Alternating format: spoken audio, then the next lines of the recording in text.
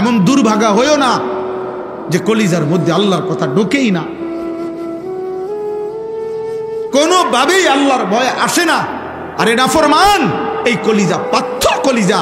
আল্লাহ তাআলা বলেন এমন পাথর কলিজা নাফরমান, তোরে দিয়ে আমি জাহান্নামের আগুন জ্বালাবো। কোরআন কারীম আল্লাহ তোকে দিয়ে জাহান্নামের আগুন জ্বালায় দেব। ওয়ালাকাদ যারানা লিজাহান্নাম কাসীরাম মিনাল জিন্নি ওয়াল ইনস। আল্লাহ বলেন আমি জাহান্নাম পূর্ণ করব মানুষ দিয়ে, জিন দিয়ে। জাহান্নাম পুরা করব।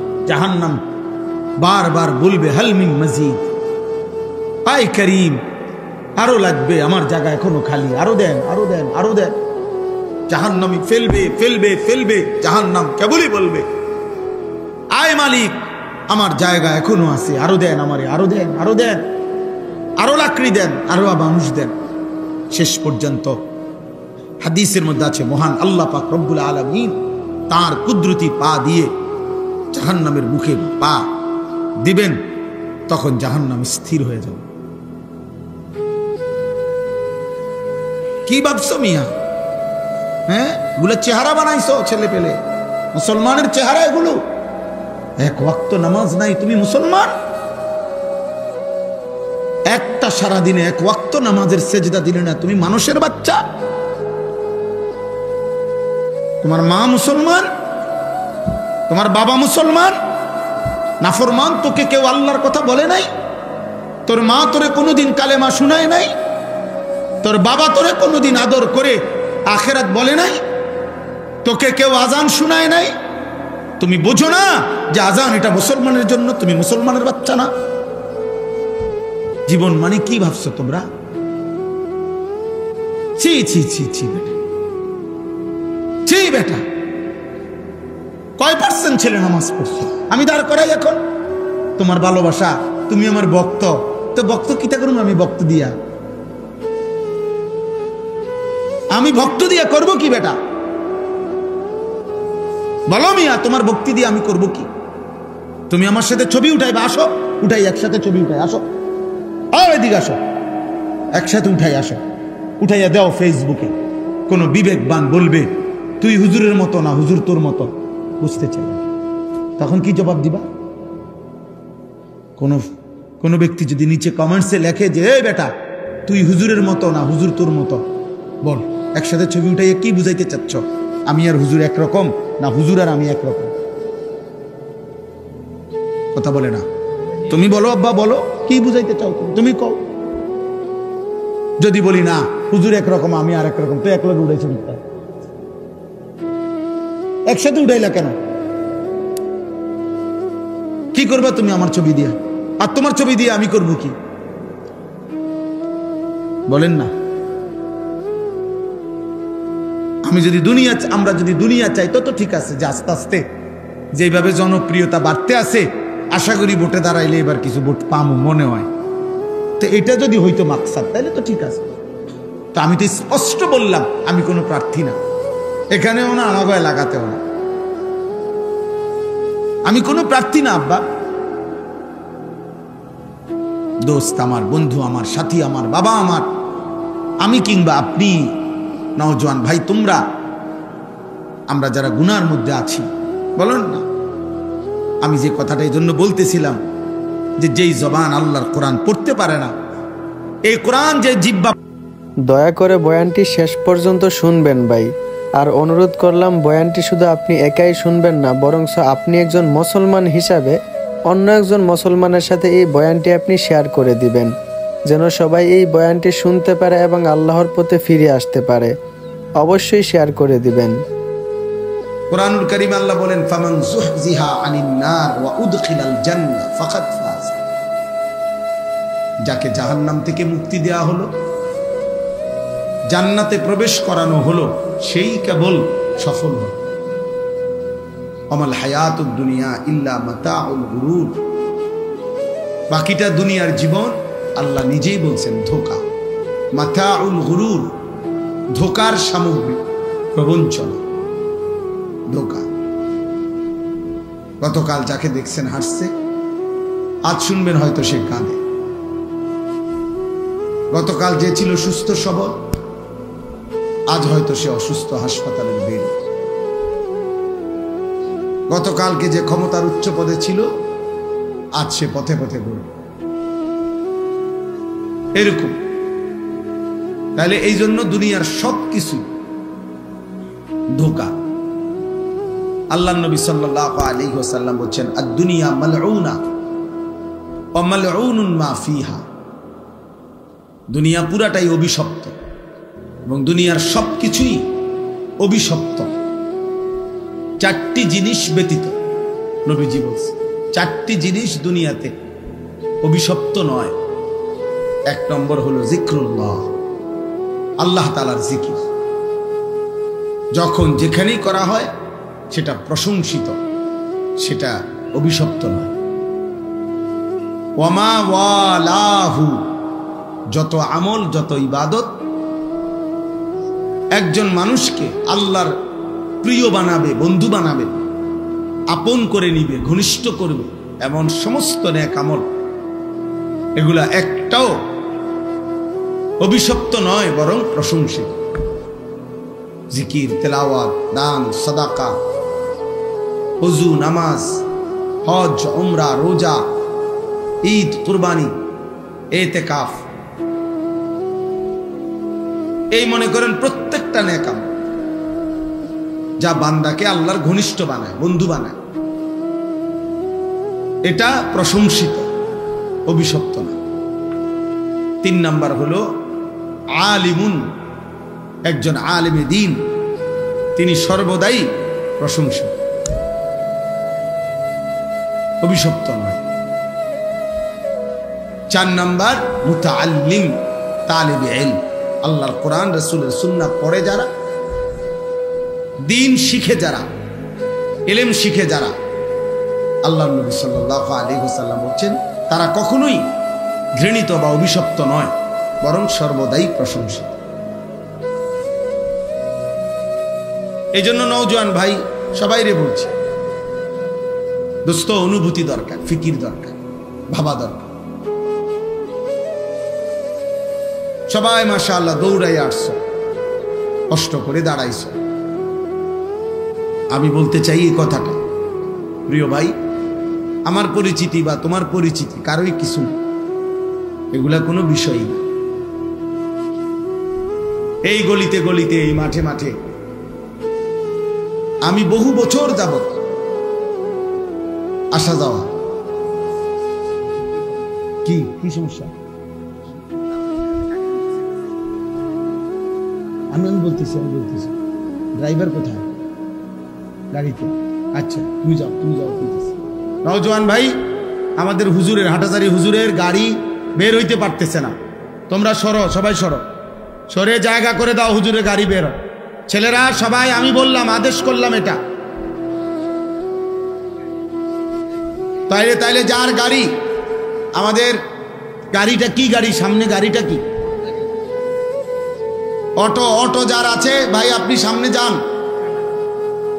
আমাদের হুজুরের গাড়ি যেখানে, সেখানে মোটরসাইকেল এবং অটো প্যান্ডেলের সাথে যারা রাখছেন, দয়া করে এক্ষুনি,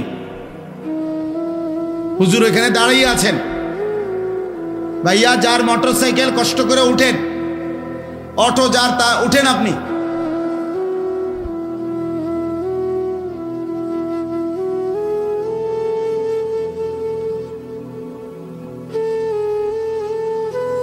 তাহলে এই জন্য বললাম, এইটা জরুরি বোঝা দরকার। 2-4-10 জন মানুষের সামনেও আমি বয়ান করছি, 4 ঘন্টা বয়ান করছি, গড়ির ধরা 4 ঘন্টা। তাইলে ওইটা কোনো বিষয়ই না, বেশি মানুষ কম মানুষ, এটা মূল কোনো বিষয় না, এটা কোনো বিষয়ই না। বরং মূল বিষয় হলো কিছু গ্রহণ করলাম কিনা, কিছু বুঝলাম কিনা, কিছু উপলব্ধি করলাম কিনা। প্রত্যেকের মোবাইলে একটা ছবি উঠাইলে কারোই কোনো ফায়দা হবে না, কেউ দেখে না, শুধু মানুষ অনর্থক কাজ ছাড়া আর কিচ্ছু দেয় না, একেবারেই বেহুদা একটা ফালতু কাজ ছাড়া আর কিছু না। বরঞ্চ আমাদের প্রত্যেকের উচিত এমন সুন্দর একটা জীবন, এমন সুন্দর একটা হায়াত, এমন একটা রাত, এমন একটা দিন যা প্রতিদিন আমার উপর দিয়া যাচ্ছে, আমার জীবন, আমার হায়াত, তার কদর কর। কিতাবের মধ্যে আছে প্রতিটা সন্ধ্যা যখন হয়, সূর্য ডুবে, রাত যখন শুরু হয়, তো পৃথিবীবাসীকে ডাক দিয়ে বলে, হে দুনিয়াবাসী, আমি একবারের জন্যই এসেছি, আমি রাত আর কোনো দিন ফিরবো না, তুমি আমারে বরবাদ করো না, কদর করো। আল্লাহ তাআলা বলেন, অমিনান নাসি মান ইয়াশতারি লাহওয়াল হাদিস। আল্লাহ বলেন, বন্ধু, কিছু নাফরমান পাপী আছে, লোক এমন, কিছু লোক এমন আছে যারা প্রতিনিয়ত বেহুদা কথা, অনর্থক কথা, এই অনর্থক কথা বলতে, বেহুদা কথা বলতে, অপ্রয়োজনীয় গুনাহ মিশ্রিত কথাবার্তা সংগ্রহ করে, ক্রয় করে, ব্যবস্থাপনা করে, আসর জমায়। সমস্ত তাফসিরের মধ্যে আছে এই বেহুদা কথা বলতে, অনর্থক কথা বলতে বুঝানো হয়েছে আল গিনা ওয়াল মাজামির, গান এবং বাদ্য, এটার প্রথম অর্থ। আরো অতিরিক্ত অর্থ হইল ক্রীড়া, কৌতুক, হাসি, ঠাট্টা, বেহুদা, এই নাটক, নভেল, অবসর বিনোদনে হাস্যরসিকতা করে অর্থহীন অপ্রয়োজনীয় যত কথা, এগুলোকেও বলা হয় লাহওয়াল হাদিস। তবে প্রথম অর্থ হইল গান বাদ্য। আল্লাহ তাআলা বলেন, এই যারা প্রতিনিয়ত গান বাদ্য সংগ্রহ করে, ব্যবস্থাপনা করে, কেন? লিউযিল্লা আন সাবিলিল্লাহি বিগাইরি ইলমিন, অজ্ঞতা বশত, মূর্খতা বশত আমি আল্লাহর পথ থেকে আমার বান্দাদেরকে পথভ্রষ্ট করার জন্য। অর্থাৎ দুইটা বিষয়, এক হইল নিজেকে মনে করে জ্ঞানী, আসলে এই গান বাদ্য আর গুনায় আসক্ত ব্যক্তি মূর্খ। আর দ্বিতীয়ত হইল ওদের ইচ্ছা আমি আল্লাহর পথ থেকে আমার বান্দাদেরকে দূরে সরায় দিবে, কোরআন থেকে দূরে সরায় দিবে, দাওয়াত থেকে দূরে সরায় দিবে, ইসলাম থেকে দূরে সরায় দিবে। ওয়াত্তাখিজাহা হুজুয়া, এবং আমার কোরআন, আমার দিন, আমার বন্ধুর দাওয়াত, আমার এই শরীয়তকে ঠাট্টা করে, মজাক করে। আল্লাহ বলেন, বন্ধু, আমি স্পষ্ট জানিয়ে দিলাম, উলাইকা লাহুম আযাবুম মুহিন। আমি আল্লাহ বললাম, আমি আল্লাহ এই নিকৃষ্ট গান বাদ্য, গায়িকা নায়িকা, গানের আসর, নৃত্যের আসর যারা জমায়, ব্যবস্থাপনা করে, ইন্তজাম করে, এই আসরে পড়ে থাকে, এই ব্যবস্থাপনায় যারা থাকে, আল্লাহ বলছে আমি তাদের জন্য অপমানকর, লজ্জাকর, নিকৃষ্ট আযাব দেব, এটা ওয়াদা দিলাম, ওয়াদা দিলাম। আল্লাহ বলেন, এই গান আর বাদ্যের নিকৃষ্ট পরিণতি। দোস্ত, এই দ্বিতীয় আয়াতের তরজমাও একসাথে শোনো, এরপরে আর 2 মিনিট কথা বললে শেষ হয়ে যাবে। আল্লাহ বলেন, কোনো ব্যক্তি যখন গানে, বাদ্যে, গায়িকায়, নায়িকায়, এই গানের ছবি, নৃত্যের আসর, এগুলোতে যখন মগ্ন হয়ে পড়ে, মনোযোগ দিয়ে দেয়, ব্যস্ত হয়ে যায়, খোদার কসম দোস্ত, আল্লাহ তখন বলে, ওয়া ইজা তুতলা আলাইহি আয়াতুনা, এমন নাফরমানের সামনে যখন আমার কোরআন পড়া হয়, ওয়াল্লা মুস্তাকবিরান, সে তখন অহংকার করে মুখ ফিরায়, এরকম মুখ ফিরায়, আর এমন একটা ভাব নেয় কাআন লাম ইয়াসমাআহা, যেন সে আমার কোরআন শুনতেই পায় না। কাআন্না ফি উযুনাইহি ওয়াকরা, অথবা এমন একটা ভাব নেয় যেন সে আগের থেকেই কানেই শোনে না, বধির। বধির মানে আমার কোরআন, আমার আওয়াজ, আমি আল্লাহর কালাম, আমার শব্দ, আমার কথা তার কানেই পড়ে না, কানেই পড়ে না। এ পরিমাণ গানে অভ্যস্ত, বাদ্যে অভ্যস্ত, নৃত্যে অভ্যস্ত, নায়িকায় অভ্যস্ত, হারাম ছবিতে অভ্যস্ত, যে আমার কথা আর তার কানেই পড়ে না। ফাবাশশিরহু বিআযাবিন আলীম। আল্লাহ বলে, বন্ধু, এই সমস্ত নাফরমানদেরকেও অত্যন্ত মর্মান্তিক, নিকৃষ্ট, ভয়ানক আযাবের সুসংবাদ দেন। এটা বিদ্রুপ করে আল্লাহ বলছে যে, বন্ধু, ওরে সুসংবাদ দেন যে তোমারে টাঙ্গাইয়া ফিরব।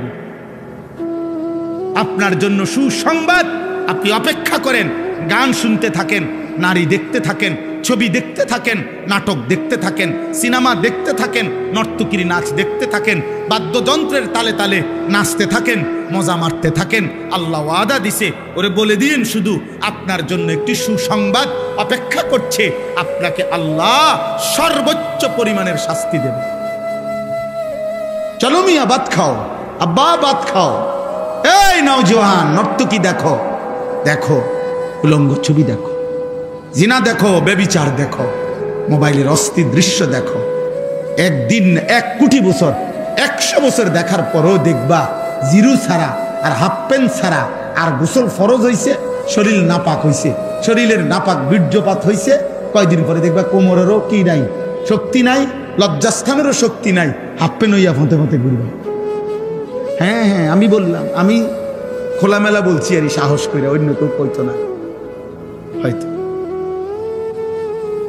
তোমার মতো অপদার্থ তখন আর কোনো কামে লাগবে না, তখন আর জান চলে না, শরীর চলে না, ভাল লাগে না। কেরুম জানি লাগে, কেরুম লাগে আমরা জানি না, আমরা বুঝি না। গুনাহ তোমার শরীর নষ্ট করে দিছে, গুনাহ তোমার রুচি নষ্ট করে দিছে, আহা গুনাহ তোমার আখলাক নষ্ট করে দিছে।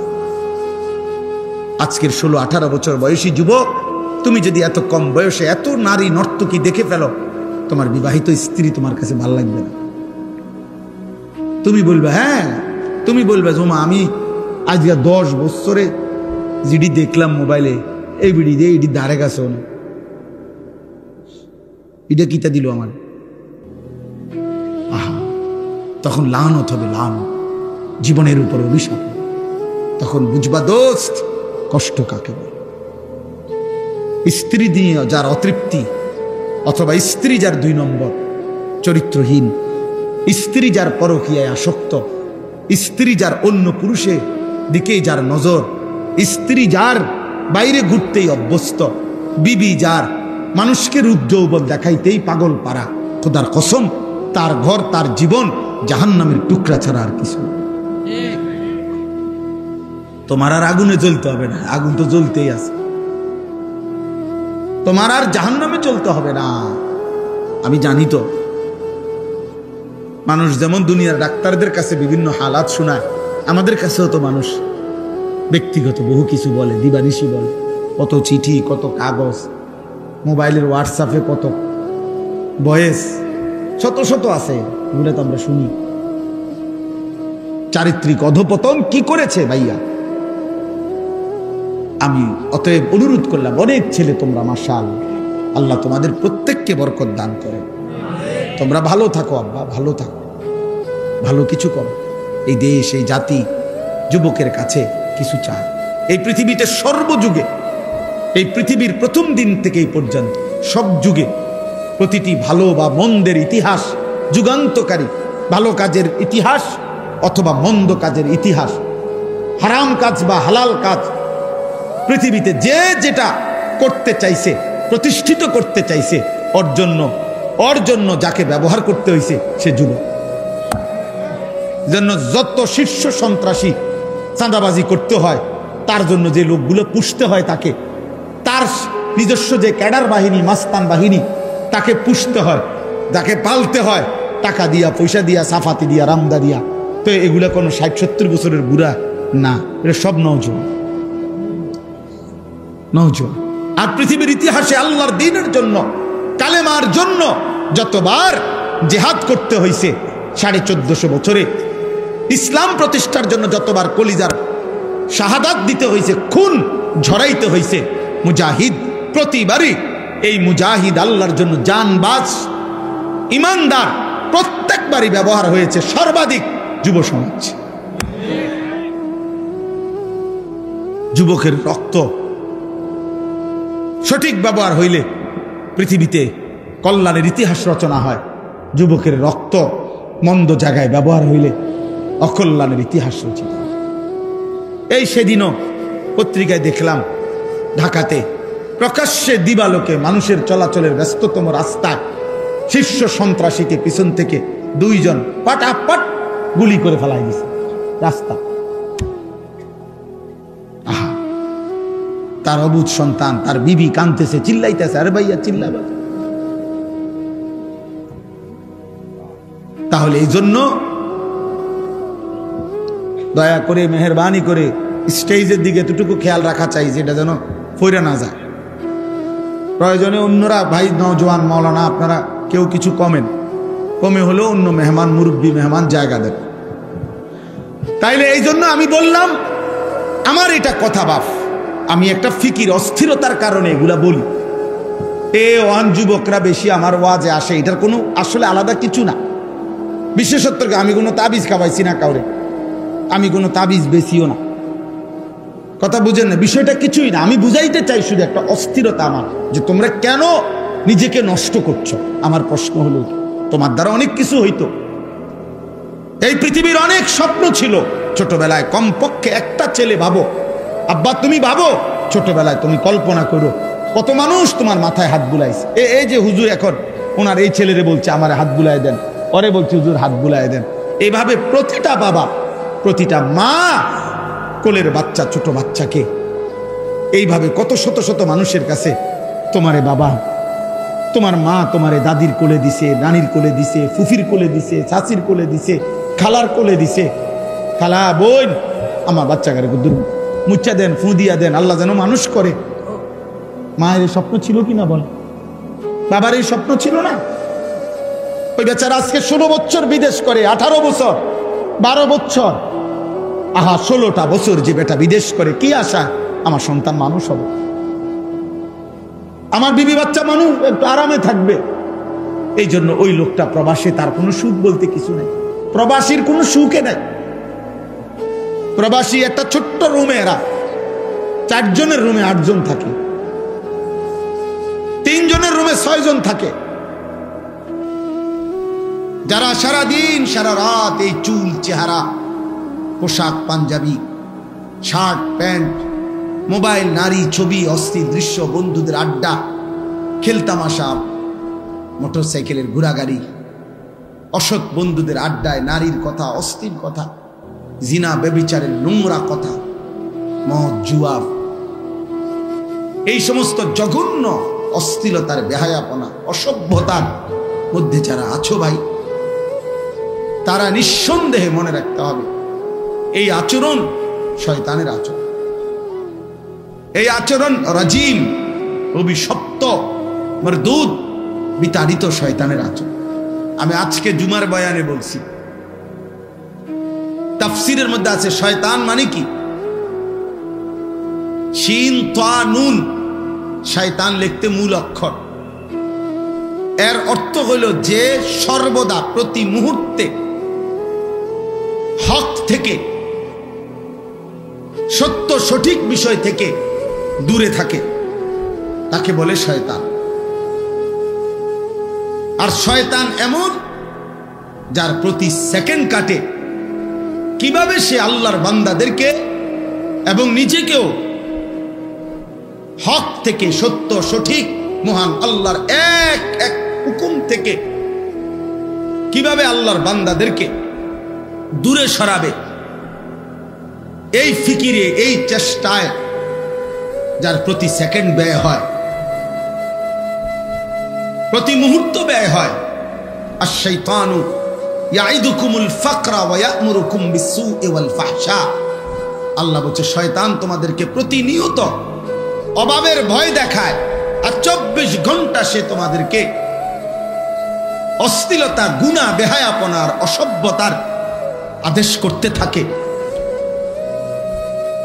আদেশ করতে থাকে। আল্লাহ বলেন ওয়া মান ইয়াত্তাবি' খুতুওয়াতিশ শাইতান ফাইন্নাহু ইয়া'মুরু বিল ফাহশা'i ওয়াস-সু, যে শয়তানের পথ অনুসরণ করে শয়তান তাকে সারাক্ষণ অশ্লীলতা, নারীকে কেন্দ্র করে গুনাহ করতে আদেশ করে এবং অন্যান্য অপরাধগুলোও করতে আদেশ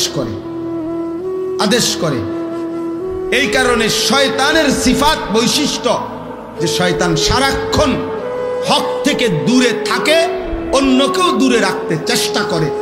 অতএব দিবা রাত্রি তোমরা যেই সমস্ত নাফরমান ছেলে সারা দিনে, দিনের পর দিন, সপ্তাহের পর সপ্তাহ এক ওয়াক্ত নামাজ পড়ো না, নিজেও না, আর সাথের বন্ধুদেরকে যারা গুনার মধ্যে ডুবাইয়া রাখছো, নারী ছবি, অশ্লীল উলঙ্গ, অসভ্য কথা ছাড়া যাদের মুখ দিয়ে আর কিছু বের হয় না, যাদের হৃদয়ে আর কিছু ভাবে না, এই আখলাক, এই চরিত্র নিঃসন্দেহে শয়তানের চরিত্র ছাড়া আর কারো মানুষের চরিত্র নয়।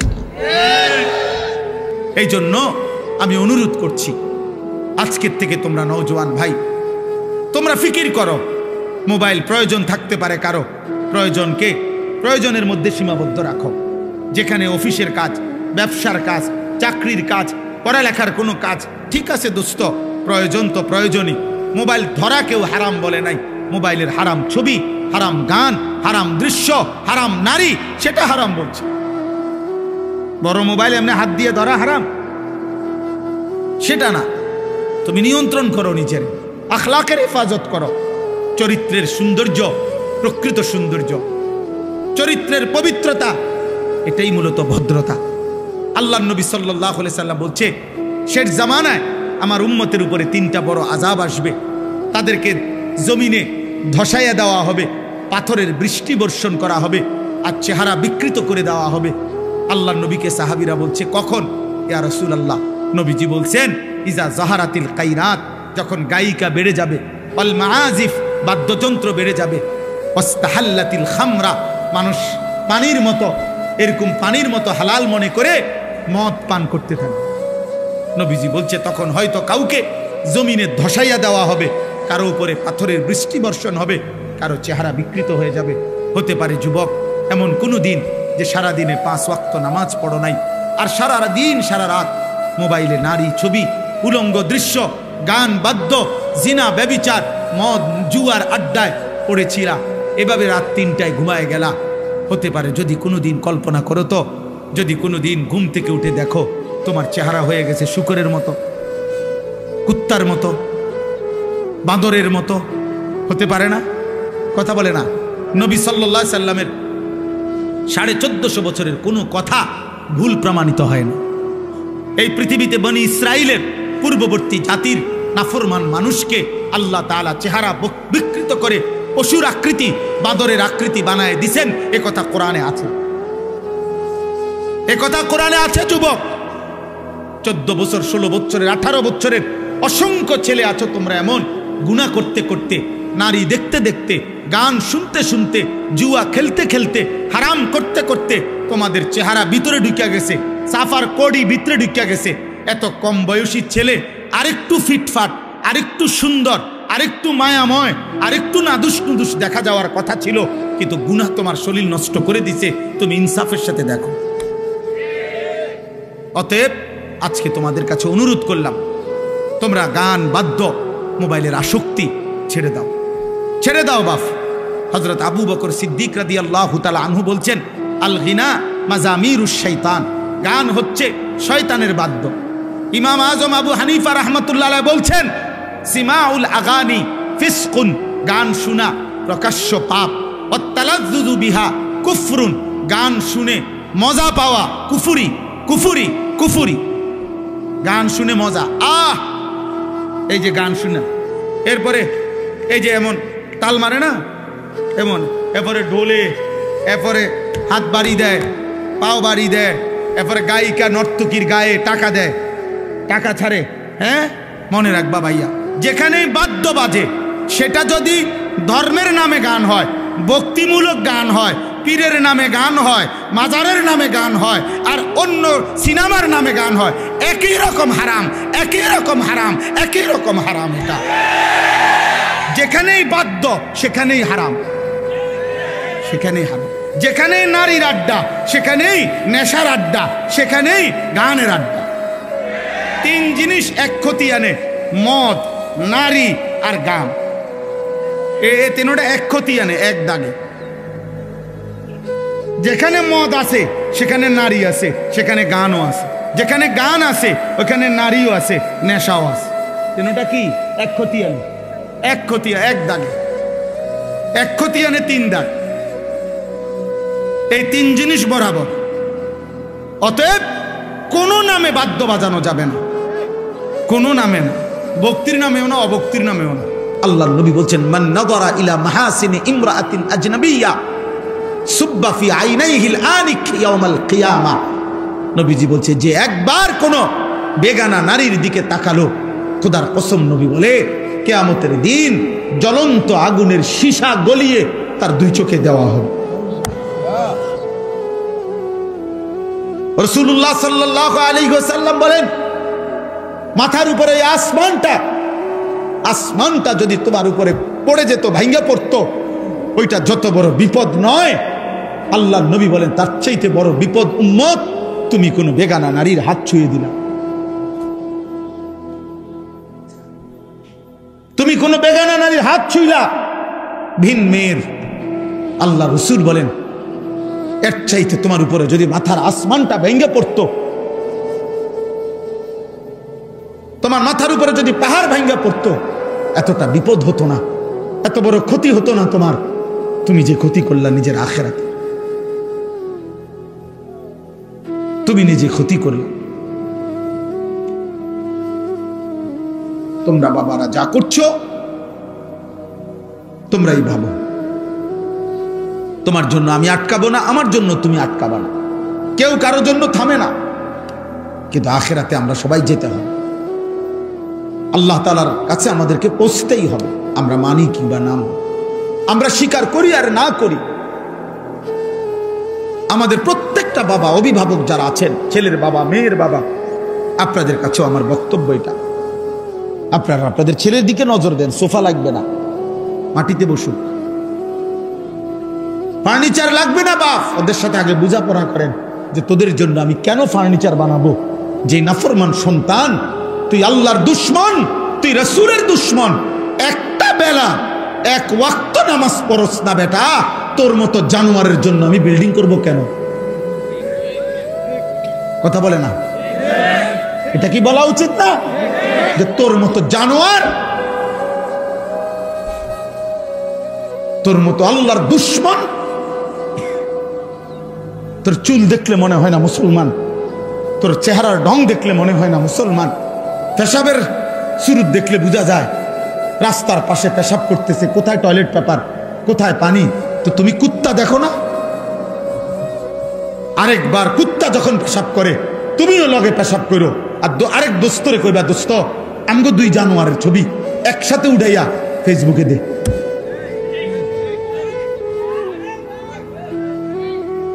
বলে দুজনের ছবি একসাথে উঠা, আমরা দুইজন একই, ওরও কোনো পানি নেয় না, ও টয়লেট পেপার ব্যবহার করে না, আমিও করি না, যা মিলছে ভালো।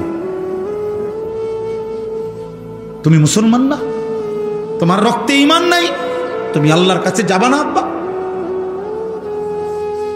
আহাসিবান নাসু আন ইউতরাকু আন ইয়াকুলু আমান্না ওয়া হুম লা ইফতানুন। আল্লাহ বলে লোকেরা তোমরা কি ভেবেছো শুধু বলবে আমি মুমিন? তুমি শুধু জবান দিয়ে একবার বলবা আমি মুসলমান, আর আমি আল্লাহ ইমানের পরীক্ষা না নিয়ে আমি বুঝি তোমার এমনে এমনে ছেড়ে দেব? তুমি কি এই ভেবেছো? কি মনে করছো? আল্লাহ বলেন আয়াহসাবু আল্লান ইয়াকদিরা আলাইহি আহাদ। আল্লাহ বলেন নাফরমান বান্দা কি ভেবেছে যে তার উপরে কারো কোনো শক্তি নাই, ক্ষমতা নাই? এত মিথ্যা, এত চুরি, এত জিনা, এত ব্যভিচার, এত সুদ, এত ঘুষ, এত কিস্তি, কোনো সমস্যা নাই। 30 বছর সমান তালে সুদ খায়, প্রত্যেক দিন নর্তকী দেখে, নাচ দেখে, 60 বছরও বিড়ি খায়, কথায় কথায় গালি দেয়, 2 নম্বরই 6 নম্বরই রোজগার, বাটপারি, চিটারি আর হারাম উপার্জন, কিন্তু কোনো রোগ নাই, ব্যাধি নাই, বিল্ডিং করতে আছে, খড় খাইতেছে, ঘুমাইতেছে। আল্লাহ রাব্বুল আলামিন মনে বলেন তুমি কি ভেবেছো তাহলে তোমার উপরে কারো কোনো শক্তি নাই? এমন ভাবেই বুঝি তুমি শেষ হবা। কেউ তোমাকে কিছুই বলবে না, কেউ তোমারে কোনোদিন হিসাব চাইবে না। আল্লাহ বলে না বান্দা বড় বেশি ভুল করেছো, তুমি আর জানা উচিত ছিল 24 ঘন্টা ওয়ালাদাইনা কিতাবুন ইয়ানতিকু বিল হক, আমি আল্লাহর পক্ষ থেকে আমলনামার ফেরেশতা 24 ঘন্টা তোমার পাশে আছে, যারা তোমার আমলনামা লিখছে। কিয়ামতের দিন তোমার সামনেই তোমার আমলনামা কথা বলবে। বাবাদেরকে বলি, বাবারা সন্তানকে ফিরান, সন্তানকে ফিরান, ছেলে মেয়েকে ফিরান, স্ত্রী পরিজনকে ফিরান। আখিরাতের ভাবনা। প্রিয় ভাই আমার, বন্ধু আমার, বাবা আমার, মা আমার, বোন আমার, দোস্ত আমার, নওজোয়ান সাথী আমার, এমন সুন্দর জীবন নষ্ট করে দিও না। কেউ কারো ঘরেই থাকে না, তুমি তোমার ঘরেই থাকো, আমি আমার ঘরেই থাকি। কেউ কারো কবরেও থাকবে না, তোমার কবরে তুমিই থাকবা, আমার কবরে আমিই থাকবো। একদিন সব একাকী হয়ে যাবে, একদিন সব। হযরত ওমর ইবনে আব্দুল আজিজ তাবিঈ ছিলেন, যারা সাহাবাদেরকে দেখছেন এমন শ্রেষ্ঠতম তাবিঈ হযরত ওমর ইবনে আব্দুল আজিজ রাহমাতুল্লাহি আলাইহি। উনি মাঝে মাঝে কবরস্থানে, ওনার আত্মীয় স্বজনের কবর যেখানে ছিল, পারিবারিক কবরস্থানে যাইতেন আর কবরকে ডাক দিতেন। ডাক দিয়া বলতেন, হে কবর, মাযা ফাআলতা বিল আহিব্বা, আইনাল আসদিকা, আইনাল জুল্লাস, আইনাস সাম্মার। তিনি বলতেন, হে কবর, আমার আত্মীয়, আমার স্বজনদের সাথে তুমি কি করেছো বলো। তিনি বলতেন, আমার বন্ধুরা কোথায় কবর, আমার চাচারে কি করছো কবর, আমার বাপেরে কি করছো বলো, আমার জ্যাঠাতো ভাইরে কবর তুমি কি করেছো বলো। তোমার কাছে রেখে গেছিলাম, তোমার কবরে শোয়া গেছিলাম, আজ বলো তুমি কবর। আমার আত্মীয়দের সাথে, আমার স্বজনদের সাথে, আমার বন্ধুদের সাথে, যাদের সাথে আমি গল্প করতাম, যাদের সাথে আমি বন্ধুত্ব ছিল, তোমার কাছেই তো রেখে গেছিলাম, তুমি তাদের সাথে কি আচরণ করেছো। মাযা ফাআলতা। কিতাবের মধ্যে আছে, হযরত ওমর ইবনে আব্দুল আজিজ এই বুজুর্গ, তিনি কাঁদতেন, আর সাথে তখন যারা দাঁড়িয়ে থাকতো তাদেরকে তিনি বলতেন, জানো কবর আমারে কি বলছে। তো তারা বলতো, কি বলছে হযরত। আমি স্পষ্ট যেন শুনতে পাচ্ছি, কবর আমাকে বলছে, হে ওমর ইবনে আব্দুল আজিজ, তোর স্বজনের সকলকেই আমি হাড্ডি, চামড়া, গোশত, চোখ, নাক, কান, একটা একটা অঙ্গ খুলে খুলে মাটির সাথে মিশায় দিয়েছি। আজ মাটি খুঁড়ে দেখ, তোর স্বজনের কারো অস্তিত্ব আর খুঁজে পাবে। আমি মাটি সমান করে দিয়েছি, আমার মাটি আমি মিশায় ফেলছি, কারণ আমি মানুষ তো মাটিরই তৈরি, এজন্য আমার মাটি আমি রেজা রেজা করে ফেলছি। এজন্য যদি কলিজা শক্তই হয়, এক ওয়াক্ত নামাজ পড়তে মন না চায়, নওজোয়ান মাঝে মাঝে কবরস্থানে একা দাঁড়াইও, মানুষের লগে যাইয়া পারতা না, একলা কবরস্থানে দাঁড়াইও একা নীরবে।